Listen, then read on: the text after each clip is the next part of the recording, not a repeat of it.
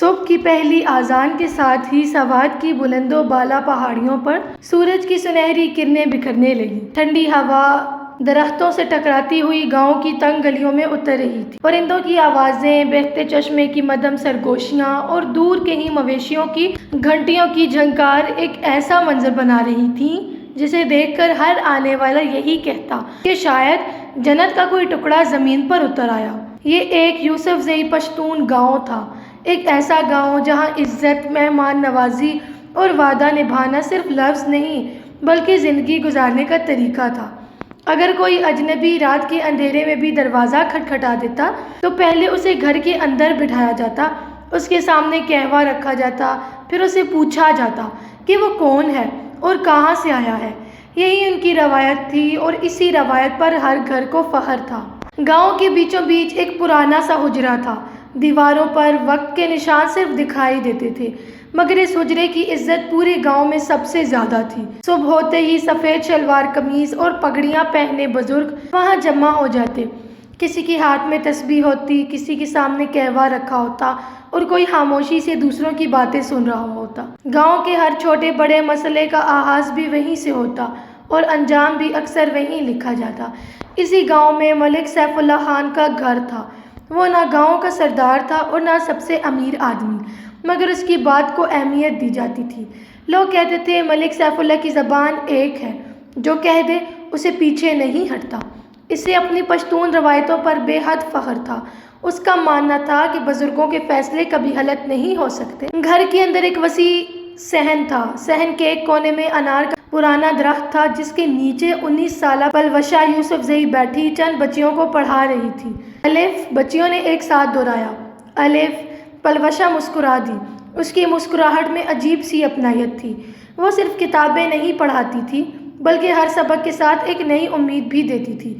جانتی ہو، اس نے نرمی سے کہا، علم کبھی کسی کا دشمن نہیں بنتا، علم انسان کو بہتر انسان بناتا ہے۔ ایک ننھی سی بچی نے معصومیت سے پوچھا، آپا، اگر لڑکی زیادہ پڑھ لکھ لے تو کیا وہ بری بن جاتی ہے؟ پلوشہ چند لمحے خاموش رہی۔ اس نے بچی کے سر پر ہاتھ رکھا اور کہا، اگر علم برا ہوتا تو اللہ تعالیٰ پہلے وحی میں اقرا نہ فرماتے۔ بچیوں کے چہرے پر مسکراہٹ آ گئی، مگر اسی لمحے ایک سخت آواز سنائی دی، شازیہ! سب نے پلٹ کر دیکھا۔ دروازے پر ایک درمیانی عمر کا شخص کھڑا تھا۔ اس کا چہرہ غصے سے سرخ تھا۔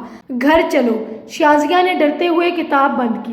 ابو، میں بس تھوڑی دیر اور، میں نے کہا گھر چلو۔ وہ شخص اس کا ہاتھ پکڑ کر لے گیا۔ جاتے جاتے اس نے ایک بار پلٹ کر پلوشہ کو دیکھا۔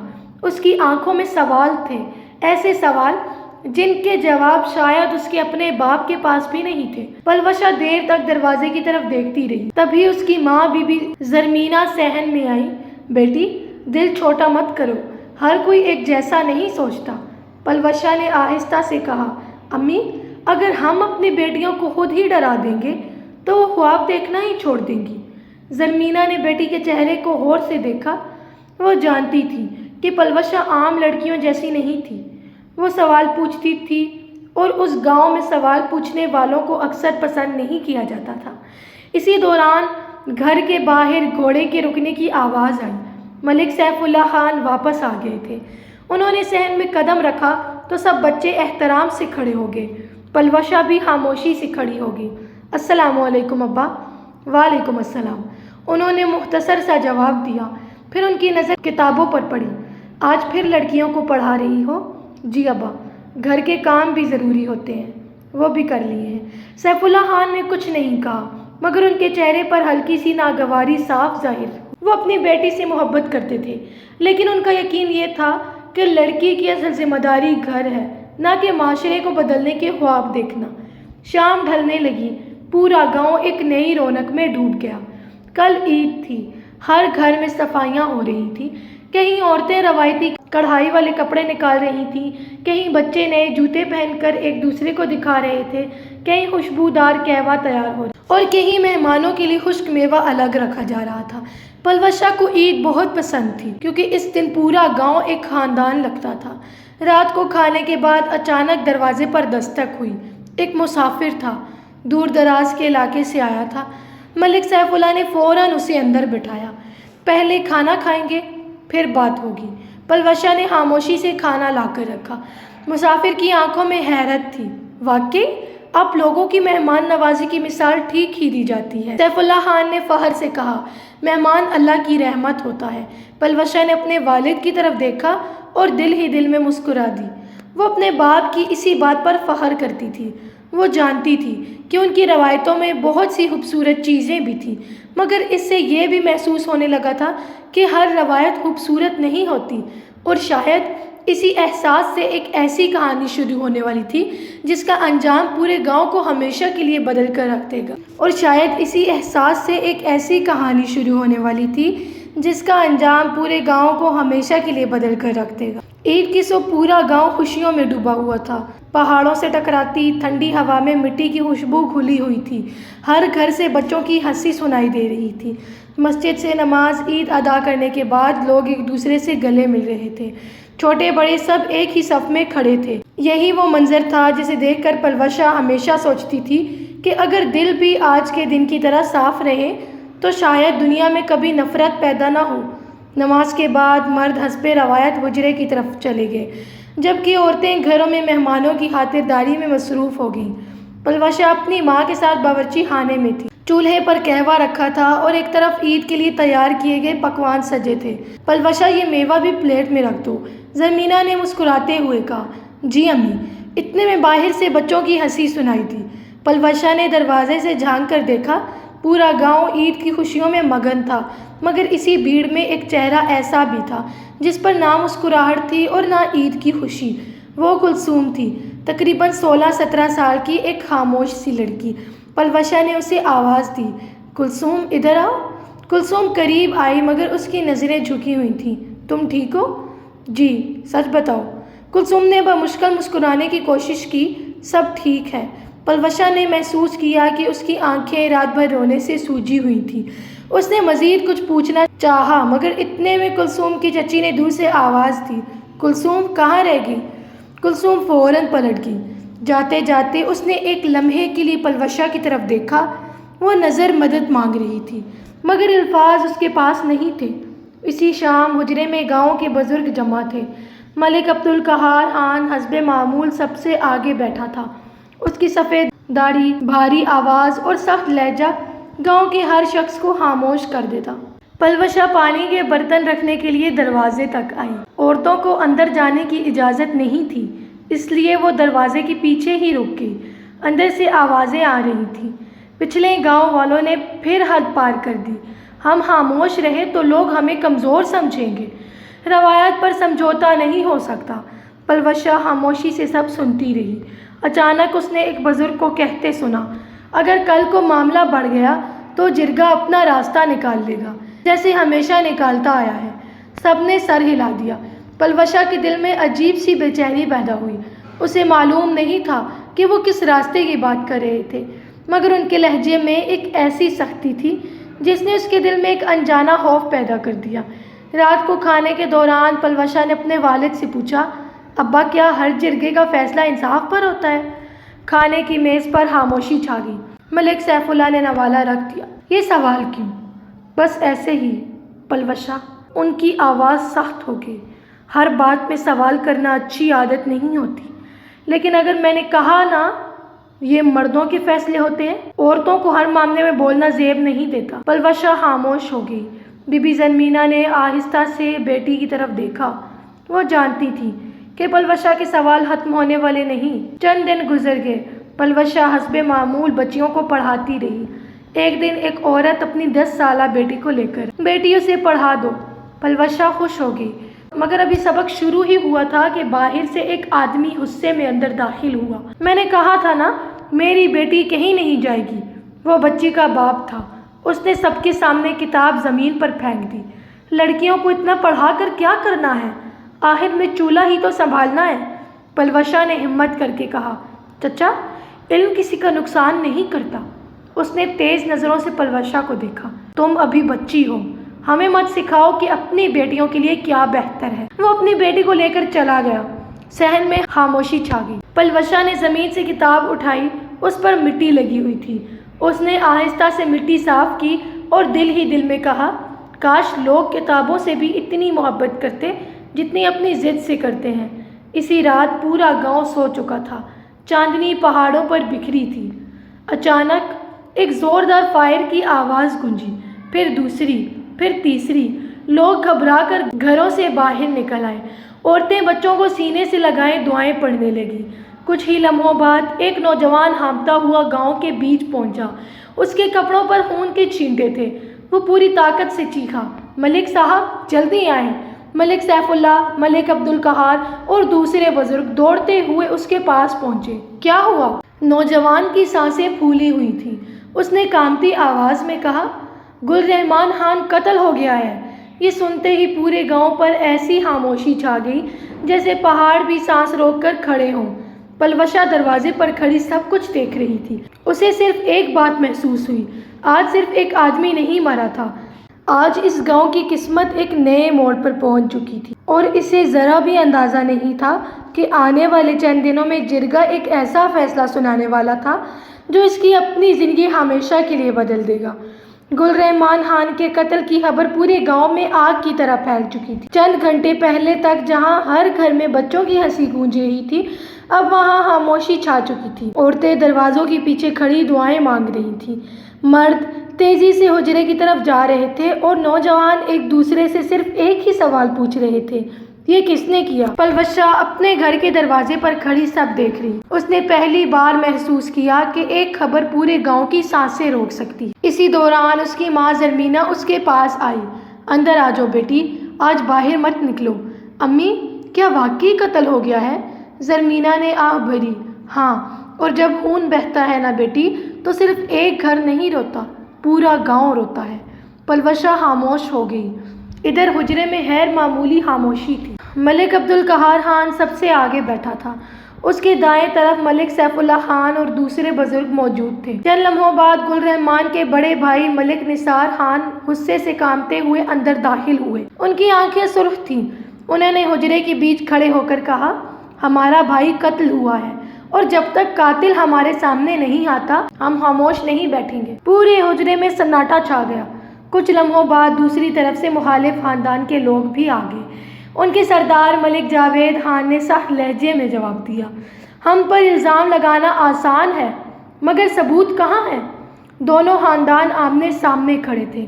ایک لمحے کے لیے ایسا لگا جیسے ابھی فائرنگ شروع ہو جائے گی، مگر اسی وقت ملک عبدالقہار نے اپنی لاٹھی زمین پر ماری۔ یہ حجرہ ہے، اور حجرے میں صرف ایک آواز بلند ہوتی ہے۔ سب خاموش ہو گئے۔ ملک عبدالقہار نے آہستہ آہستہ سب کی باتیں سنی۔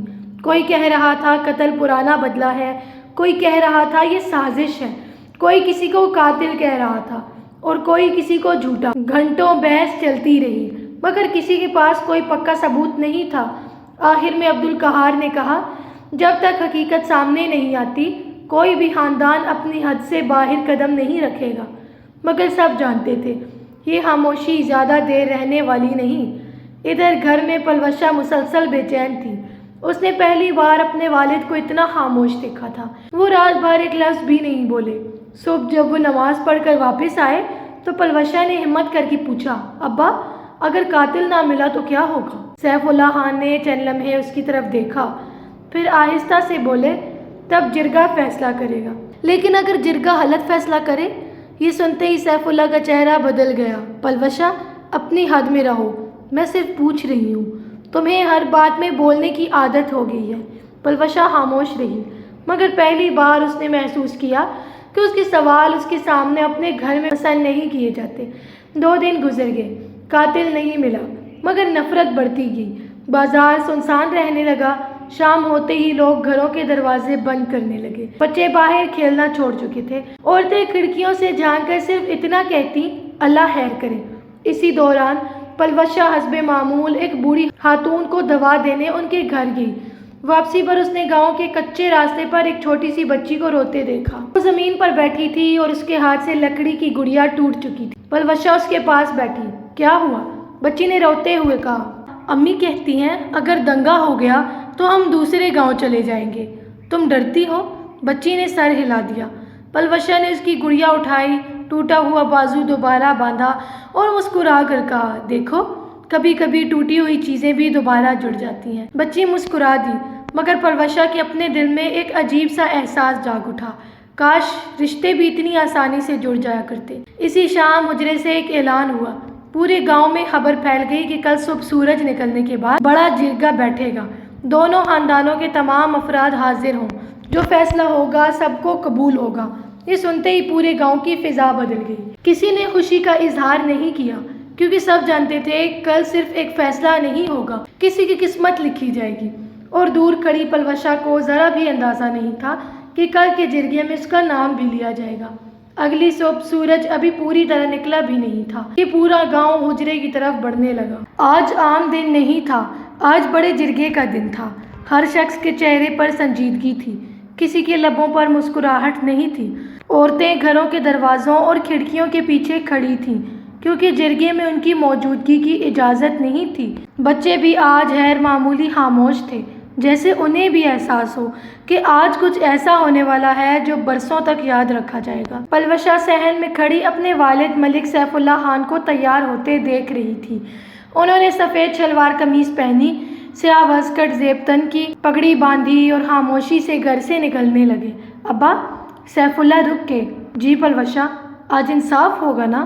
چند لمحے خاموشی چھا گئی، پھر سیف اللہ نے گہرا سانس لیا۔ جرگہ کبھی ناانصافی نہیں کرتا، یہ کہہ کر وہ مڑ گئے۔ پلوشا نے ان کی پشت کو دیکھا، پتہ نہیں کیوں آج پہلی بار اسے اپنے ہی والد کے الفاظ میں یقین سے زیادہ خوف محسوس ہوا۔ حجرہ لوگوں سے بھرا تھا۔ ایک طرف مقتول گل رحمان خان کا خاندان بیٹھا تھا، دوسری طرف مخالف خاندان، درمیان میں بزرگ موجود تھا۔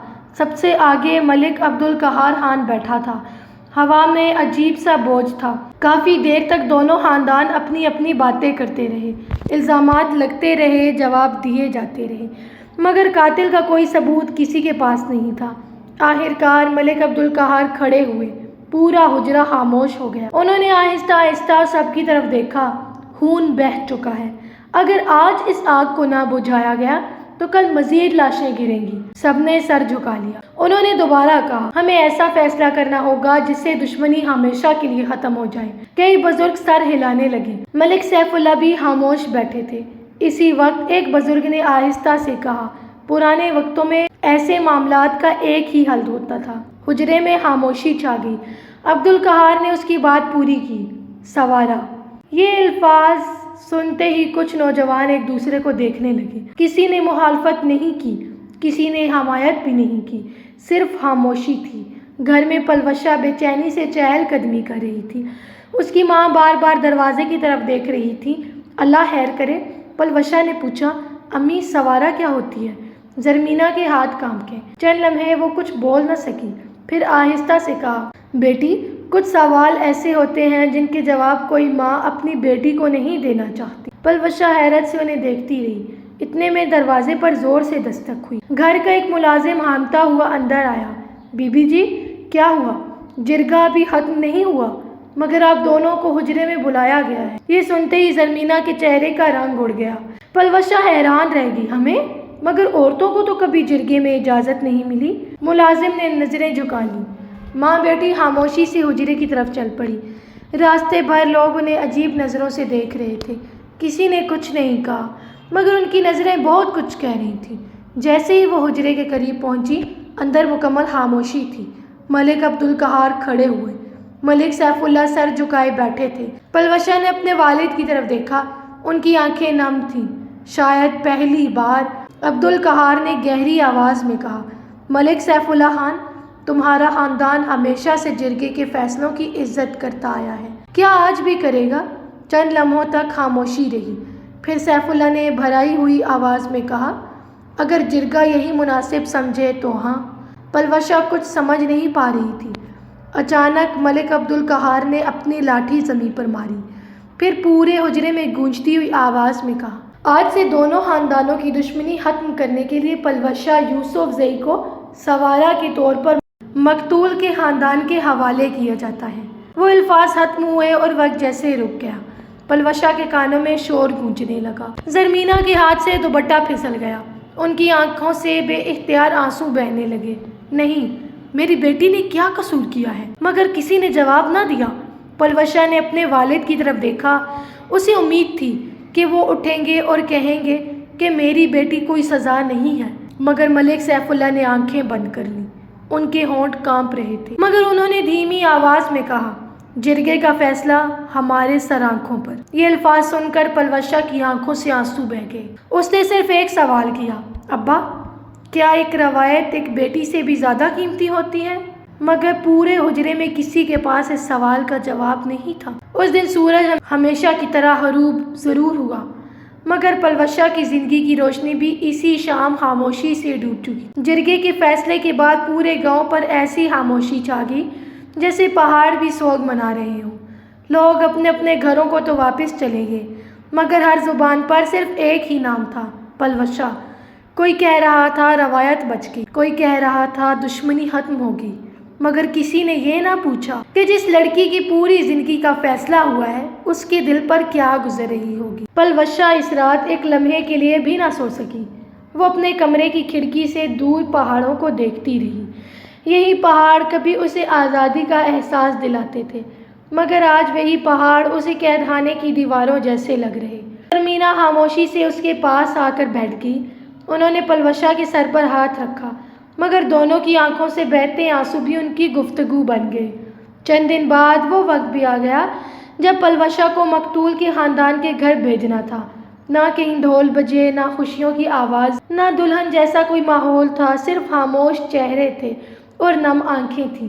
پلوشہ نے گھر سے نکلنے سے پہلے ایک بار اپنے صحن کو دیکھا جہاں وہ بچپن میں کھیلا کرتی۔ اس نے دیوار کو ہاتھ لگایا اور آہستہ سے کہا، اللہ حافظ۔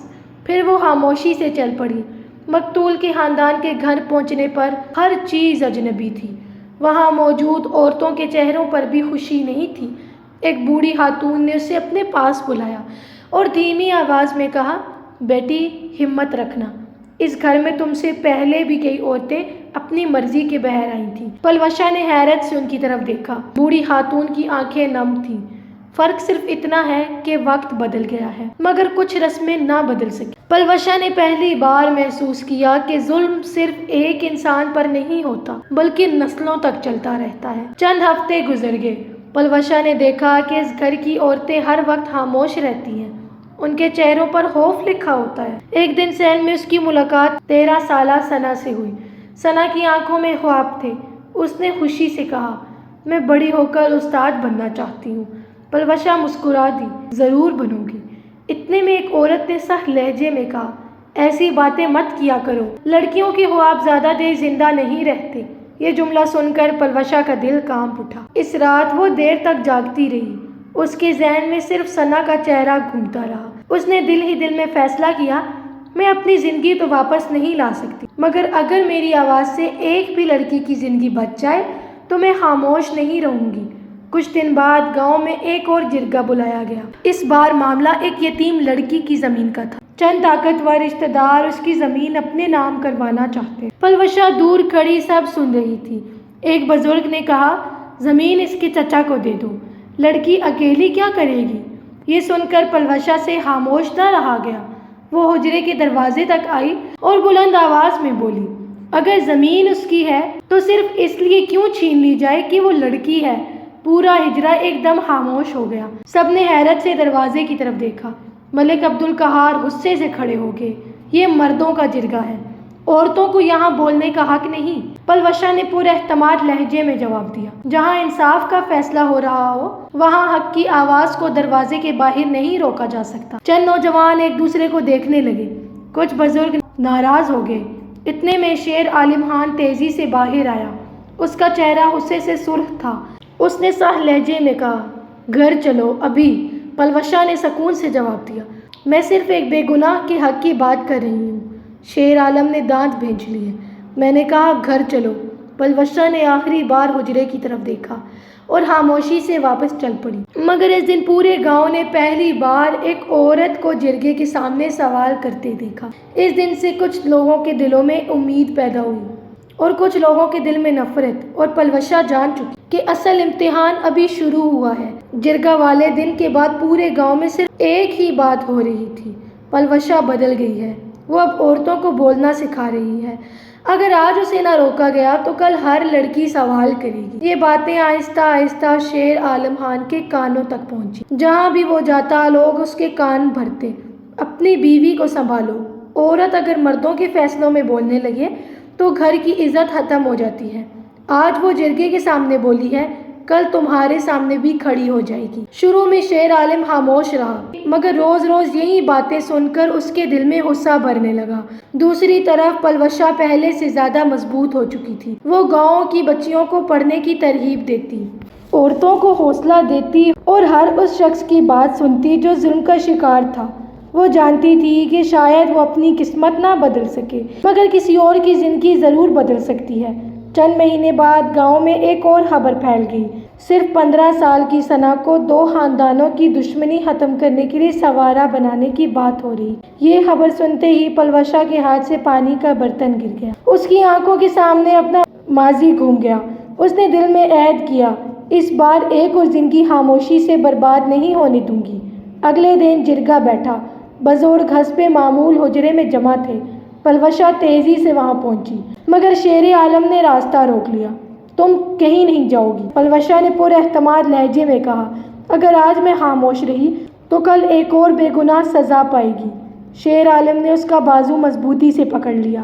بس بہت ہو گیا، میرے ساتھ چلو۔ پلوشہ نے اپنا ہاتھ چھڑانے کی کوشش کی، مگر وہ زبردستی اسے وہاں سے لے جانے لگا۔ پورا گاؤں خاموش کھڑا دیکھتا رہا۔ کسی نے آگے بڑھ کر انہیں چھڑانے کی کوشش نہیں کی۔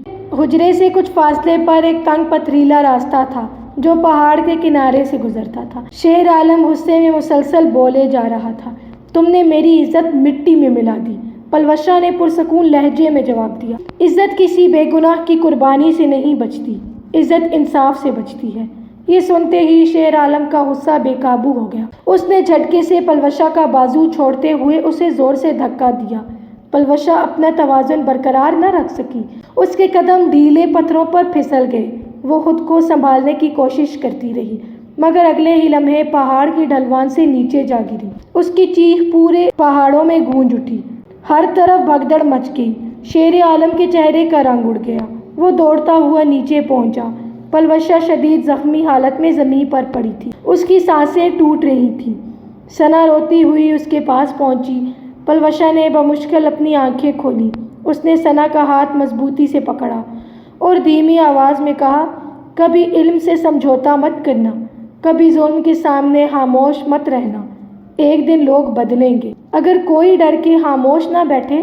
یہ اس کے آخری الفاظ تھے۔ اس کی آنکھیں ہمیشہ کے لیے بند ہو گئیں۔ پورا گاؤں خاموش کھڑا تھا۔ اس دن پہلی بار بہت سے لوگوں نے اپنے سروں کو شرمندگی سے جھکا لیا۔ شیر عالم وہیں زمین پر بیٹھ گیا۔ اس کی آنکھوں سے آنسو بہہ رہے تھے، مگر اب پچھتاوے کا کوئی فائدہ نہیں تھا۔ چند دن بعد پلوشہ کو اسی گاؤں کے قبرستان میں دفن کر دیا گیا۔ وقت گزرتا رہا، مگر اس کی باتیں لوگوں کے دلوں میں زندہ رہیں۔ ثنا نے اپنی کتابیں دوبارہ کھولیں اور پہلے صفحے پر ایک جملہ لکھا تھا، خاموشی ہمیشہ عزت نہیں ہوتی، کبھی کبھی خاموشی ظلم کو زندہ رکھتی ہے۔ آہستہ آہستہ گاؤں کے کچھ نوجوانوں نے ایسی رسموں پر سوال اٹھانا شروع کیے۔ کچھ بزرگوں نے بھی مانا کہ ہر پرانی روایت درست نہیں ہوتی، مگر بہت کچھ اب بھی ویسا ہی رہا، کیونکہ صدیوں پرانی سوچ ایک دن میں نہیں بدلتی۔ پلوشہ اپنی زندگی تو نہ بچا سکی، مگر وہ ایک سوال چھوڑ گئی جس کا جواب آنے والی نسلیں تلاش کرتی رہیں گی۔ کچھ قربانیاں ایک انسان کو ختم کر دیتی ہیں، مگر ایک سوچ کو ہمیشہ کے لیے زندہ کر جاتی ہیں۔